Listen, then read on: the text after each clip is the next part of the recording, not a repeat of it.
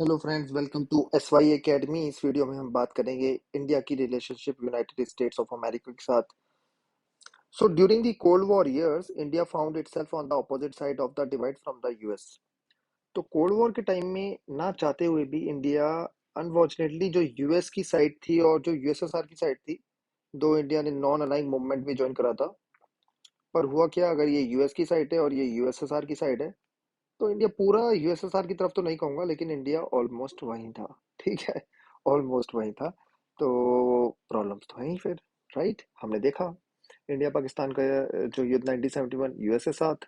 उसके बाद भी बाकी भी पॉलिसी डिसीजंस आप जब भी देखोगे, अगर रीड करोगे आप डिटेल में, अभी यहाँ नहीं जाते, लेकिन जब भी कोई मुद्दा होता था, कश्मीर का भी मुद्दा हो गया, पाकिस्तान को इन्वॉल्व करते हुए काफी मुद्दा हो गया, इंटरनेशनल चीजें हो गई, यूएसए हमेशा ही इंडिया के आपको ऑलमोस्ट ऑपोजिट ही दिखेगा।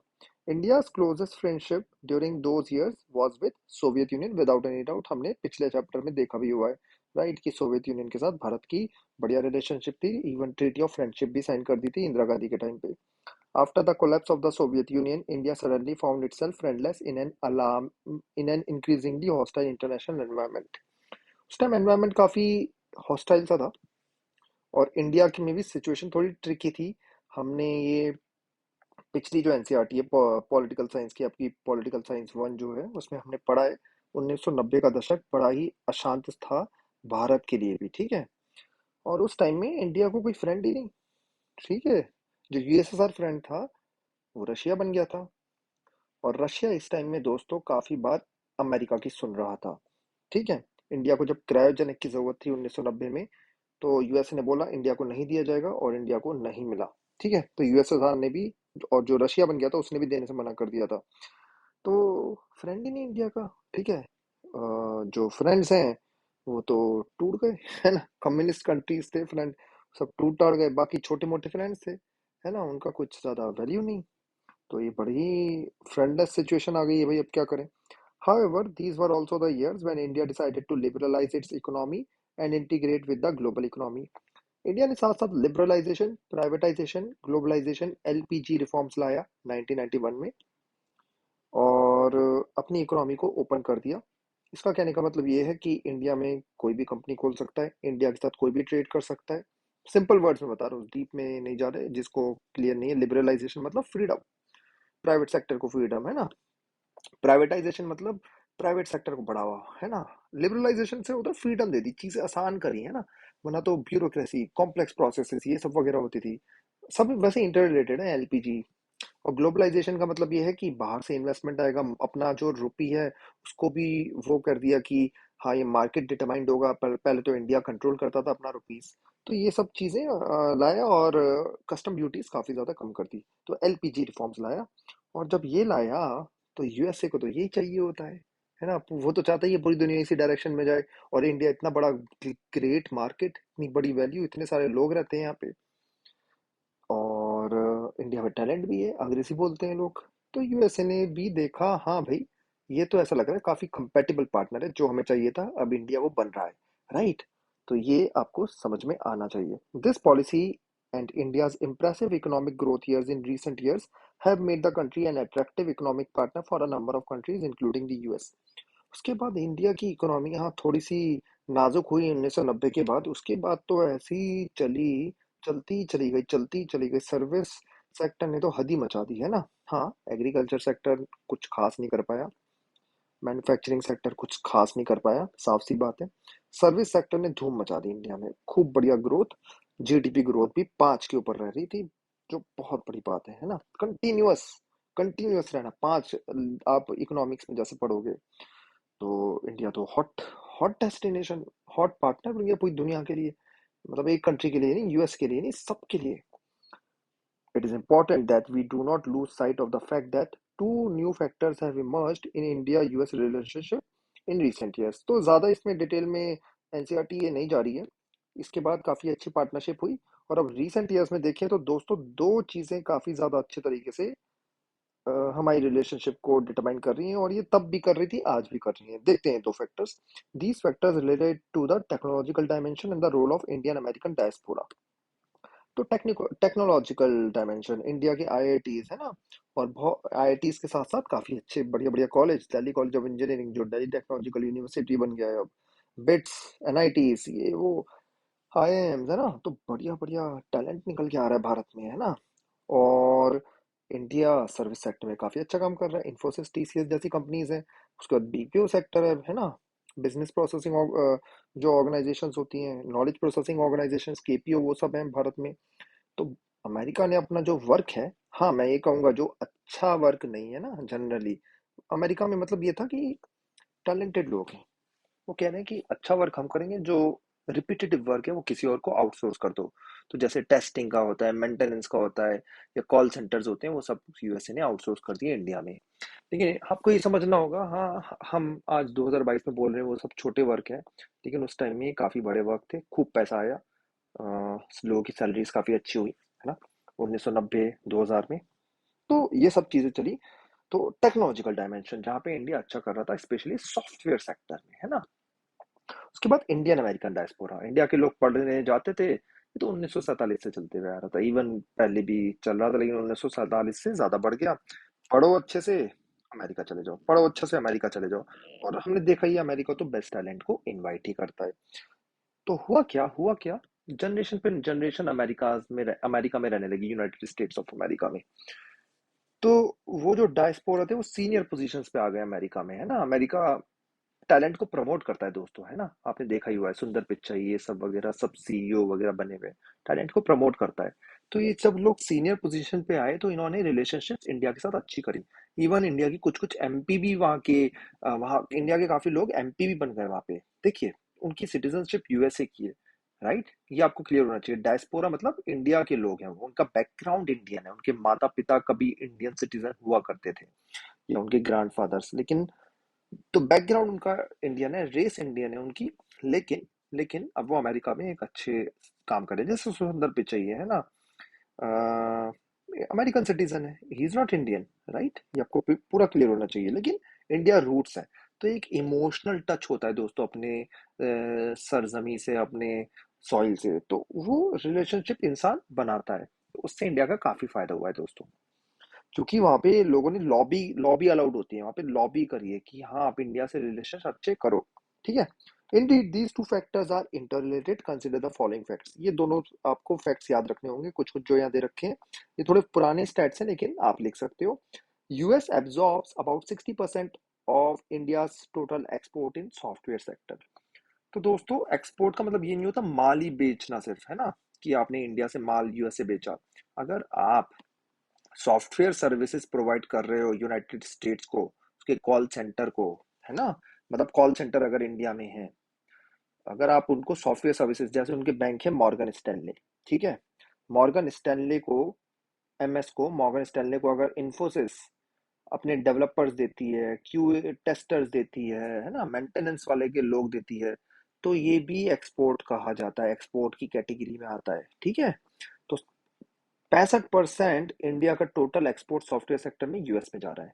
उसके बाद सेकंड स्टेट है, 35% of the technical staff of Boeing, जो एरोप्लेन की दो मेन कंपनी, एक बोइंग बोइंग है और दूसरी एयरबस है। बोइंग का 35% स्टाफ इंडियन है, इंडियन ओरिजिन है, इंडियन नहीं, Indian origin. 3 lakh Indians work in silicon valley. Silicon valley क्या होती है, इसको गूगल सर्च आप करोगे, वहां पे जो टेक, जो आईटी कंपनीज है ना, वो सिलिकॉन वैली में है, राइट। एग्जैक्टली कहाँ पर है, सर्च करो इसे गूगल में। 3 लाख लोग जो हैं इंडियंस, वो सिलिकॉन वैली में है। 15% of all high tech startups are by Indian American. तो इंडियंस वहां जाके स्टार्टअप्स अपनी कंपनियां खोल रहे हैं भाई, है ना। तो ये चीजें हैं, इसलिए इंडिया और यूएस के रिलेशनशिप नेचुरली अच्छा होना ही था। Like all other countries, India too has to decide exactly what type of relationship it wants with the US in this phase of global hegemony. देखो इंडिया में पढ़े लिखे लोग तो हमेशा से रहे हैं, ये बात आपको याद रखनी चाहिए, है ना। भले जॉब ना मिले, स्किल ना हो, लेकिन पढ़े लिखे तो बहुत हैं। तो वो समझते हैं कि यूएस एक हेजेमनी चला रहा है पूरी दुनिया में, ठीक है। तो उसके बेसिस पे कुछ कुछ हमें डिसीजन लेने हैं, जो हमारे नेताओं ने, हमारे ब्यूरोक्रेट्स ने लिए हैं। The choices are not exactly easy. Within India, the debate seems to be around three possible strategies. 3 possible strategies है इंडिया यूएस रिलेशनशिप के बारे में, जो इंडियन एनालिस्ट सोचते हैं। पहली कैटेगरी देखते हैं, those Indian analyst who see international politics largely in terms of military power, are fearful of the growing closeness between India and US. तो जो मिलिट्री के टर्म्स में सोचते हैं ना हर चीज कि हाँ ये कंट्री पावरफुल है on the basis of the fact कि उसके पास बम ज्यादा है, जो लोग ऐसे सोचते हैं उनके बारे में ये लिखा हुआ है। ये थोड़े से लोग घबराए हुए हैं। They would prefer that India maintain its aloofness, aloofness मतलब अपनी दूरी रखे वाशिंगटन से, and focuses upon increasing its own comprehensive national power. तो वो बोल रहे हैं अपनी नेशनल पावर बढ़ाएं, है ना, अपनी नेशनल पावर। क्योंकि यूएस को तो जो हिस्ट्री वो देखते हैं यूएस की, यूएस को मिलिट्री बेसिस चाहिए होते हैं। तो वो ये नहीं चाहते कि इंडिया भी एक मिलिट्री बेस बन जाए यूनाइटेड स्टेट्स का। वो ये नहीं चाहते कि इंडिया सिर्फ यूएस से मिसाइल्स वगैरह ले, क्योंकि जब यूएस कुछ चीजें देता है ना, तो थोड़ी सी कॉन्ट्रैक्ट्स में होता है कि प्राइवेसी वगैरह चली जाती है आपकी। ठीक है, इंस्पेक्शन वगैरह होती है, प्राइवेसी चली जाती है। उसके बाद उन चीज़ों को, जब सॉफ्टवेयर उनका है, जब उनके सिस्टम्स हैं, तो थोड़ा सा कंट्रोल रहता है उन डिवाइसेस पे, राइट। उसके बाद ये भी हो सकता है जैसे जहाज दे रहा है, एक टाइम में कुछ वॉर वॉर हो और इंडिया को वो जहाज देना बंद कर दे, तो इंडिया के लिए तब प्रॉब्लम हो जाएगी। तो ये लोग घबराए हुए हैं, ठीक है। ये वो लोग हैं जो दुनिया को मिलिट्री पावर के टर्म्स में ही देखते हैं, तो दे आर फेयरफुल, ठीक है, fearful of the growing closeness. Other analysts see the growing convergence of interest between US and India as a historic opportunity for India. ये दो सेकंड थोड़े पॉजिटिव लोग हैं, ठीक है, पॉजिटिव लोग हैं कि ये देख रहे हैं कि दो हिस्टोरिक अपॉर्चुनिटी है इंडिया के लिए। They advocate a strategy that would allow India to take advantage of US hegemony and the mutual convergences to establish the best possible options for itself. तो ये बोल रहे हैं कि यूएस के साथ पार्टनर होना ही एक बहुत बढ़िया बात है। हमारी अगर किसी से पंगे वंगे होंगे जैसे चाइना से, तो यूएस हमारा साथ देगा, राइट। जैसे अभी गलवान वैली वगैरह के बारे में, लद्दाख के बारे में यूएस हमें समझाता रहता है। क्वाड के अंदर आपने देखा होगा, राइट, कि जिसमें क्वाड के 4 मेंबर है, इंडिया, ऑस्ट्रेलिया, जापान, यूएसए। तो यूएसए हेल्प करता रहता है। तो कह रहे हैं कि ये तो बहुत बड़ी अपॉर्चुनिटी है, क्योंकि बिजनेस ऑफ हम इकोनॉमिक टर्म्स में भी सोच रहे हैं, मिलिट्री टर्म्स में भी सोच रहे हैं, पॉलिटिकल टर्म्स में भी सोच रहे हैं, और यूएन में भी हमारी हेल्प मिलेगी, राइट। तो ये बड़ी अपॉर्चुनिटी देख रहे हैं। यहाँ एक बच्चे के बारे में पढ़ लेते हैं, फिर वापस आते हैं। एज सून एज आई से I am from India, they ask me if I am a computer engineer, that feel nice. तो जनरली कंप्यूटर इंजीनियर जो है, आज तो थोड़ी सी सिचुएशन बेटर हो गई इंडिया की। इंडिया में काफ़ी अच्छी सैलरीज हो गई हैं, इतनी अच्छी सैलरीज हो गई हैं जितनी यूएस में भी नहीं मिल रही हैं दोस्तों। तो आज तो काफ़ी बढ़िया जो इंजीनियर्स हैं वो इंडिया छोड़ के जा ही नहीं रहे हैं, क्योंकि इंडिया में स्टार्टअप्स हैं, इंडिया में बढ़िया बढ़िया कंपनीज हैं ना। लेकिन लेकिन पहले सब जो भी बढ़िया इंजीनियर होते थे वो वहीं जाते थे, उनका सपना होता था। तो जैसे ही कोई आदमी बोलता था कि मैं इंडिया से हूँ, तो सामने वाले अमेरिकन पूछते थे आर यू कंप्यूटर इंजीनियर। तो जो कंप्यूटर इंजीनियर होता था उसे अच्छा लगता था। ये लिखा हुआ है जो एक्टिविटी आप परफॉर्म करें तो अच्छा रहेगा। Correct news clippings, articles about the recent Indo US civil nuclear deal, summarize the position of the supporters and the opponents of the deal. ये हम नेक्स्ट लेक्चर में कल देखेंगे। Indo US nuclear civil deal हुई थी UPA 1 के साथ। UPA मतलब जब मनमोहन सिंह हमारे प्राइम मिनिस्टर से, तो काफी इंपॉर्टेंट डील हुई थी और काफी बवाल हुआ था इंडिया में इसको लेके। वापिस आते हैं इस टॉपिक पे दोस्तों। जो लोग इंडिया की हिस्टोरिक अपॉर्चुनिटी देख रहे हैं, opposing the US, they argue is a style strategy that will only hurt India in the long run। तो ये जो पॉजिटिव लोग हैं, जो पॉजिटिवली देख रहे हैं इंडिया यूएस की रिलेशनशिप, बोल रहे हैं कि यूएस को अपोज करने का कोई फायदा ही नहीं है। नहीं, बहुत बड़ी पावर है, वो बहुत सुपर पावर है। और अगर आप यूएस को नो कहोगे तो आपके लिए ही नुकसानदायक रहेगा, राइट। क्योंकि यूएस अकेला नहीं, यूएस के साथ नाटो, उसका पूरा वेस्ट वर्ल्ड है। पैसे वाले तगड़े कंट्री हैं ये, पढ़े लिखे लोग हैं, समझदार की बातें करते हैं। बाकी जो लोग हैं ये सब तो या तो हमारे फ्रेंड्स नहीं है, या इनमें समझ नहीं है। ठीक है, रशिया मिलिट्री पावर है, मिलिट्री जायंट है, पॉलिटिकली कुछ नहीं है, इकोनॉमिकली कुछ नहीं है। चाइना, चाइना तो हमारा फ्रेंड ही नहीं है, राइट। बाकी कंट्रीज कौन हो गए, पाकिस्तान हमारा कोई दोस्त नहीं है, राइट। तो यूएस से अच्छी रिलेशनशिप करोगे, वेस्ट वर्ल्ड मिल गया, सऊदी अरेबिया जैसे देश मिल गया, इसराइल मिल गया, एशियन के देश मिल गए, तो ये बोलते हैं तो करनी चाहिए हमें। सेकंड लोग जो बोल रहे हैं। Third group of analysts would advocate that India should take the lead in establishing a coalition of countries from the developing world। तो तीसरा ग्रुप कहता है कि आप कोलिशन बनाओ, ग्रुप बनाओ, जैसे सार्क हो गया, जैसे ब्रिक्स बना रहा है ना, ब्रिक्स बनाए, जिसमें कौन है ब्रिक्स में 5 कंट्री। बी से क्या है, आर से क्या है, आई से क्या है, सी से क्या है, एस से क्या है, कमेंट सेक्शन में लिखो आप, ठीक है। तो ब्रिक्स जैसे हो गया, तो अपने वो बनाइए आप coalition. Over time this coalition would become more powerful and may succeed in winning the hegemony away from its dominating ways.